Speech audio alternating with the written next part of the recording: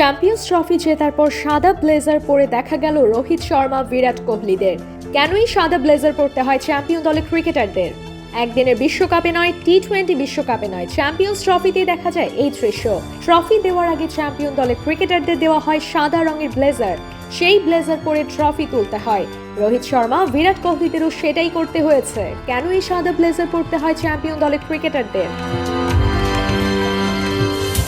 2009 সালের আগে সাদা ব্লেজার দেওয়ার রীতি ছিল না, কিন্তু 2009 সালে চ্যাম্পিয়ন্স ট্রফি থেকে এই রীতি চালু করে দক্ষিণ আফ্রিকা।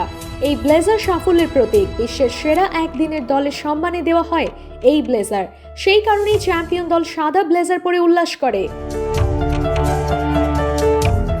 2013 সালে মহেন্দ্র সিং ধোনিরা চ্যাম্পিয়ন হওয়ার পরে ব্লেজার পরেছিলেন। সেই ব্লেজার পরেই নেচেছিলেন বিরাট কোহলি। এবার সেই ব্লেজার পরেই নাচলেন শ্রেয়স আয়ার, অর্শদীপ সিংহেরা। মাঝে 2017 সালে পাকিস্তানের ক্রিকেটাররাও চ্যাম্পিয়ন্স ট্রফি জিতে ব্লেজার পরেছিলেন। সাধারণত টেস্ট ক্রিকেটে কোনো সিরিজের আগে দু দলের অধিনায়ক ব্লেজার পরে টস করতে নেমেন। তারপরে অবশ্য জার্সি পরেই থাকেন তারা। টি-20 ক্রিকেটে কোথাও এই রীতি নেই, কিন্তু 2009 সাল থেকে চ্যাম্পিয়ন্স ট্রফির ক্ষেত্রে নিয়ম মানা হচ্ছে। সেই ছবি ধরা পড়ল দুবাইয়ে। অপরাজিত থেকে এবার চ্যাম্পিয়ন্স ট্রফি জিতল ভারত।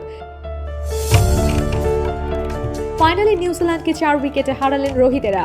এর আগে 2002 সালে যুগ্ম বিজয়ী ছিল সৌরভ গঙ্গোপাধ্যায়ের ভারত। 2013 সালে জিতেছিলেন মহেন্দ্র সিং ধোনি। অর্থাৎ তৃতীয়বারের জন্য এই প্রতিযোগিতা জিতল ভারত। টি-20 বিশ্বকাপ জেতার 9 মাসের মধ্যে আরও একটি আইসিসি প্রতিযোগিতা জিতলেন অধিনায়ক রোহিত।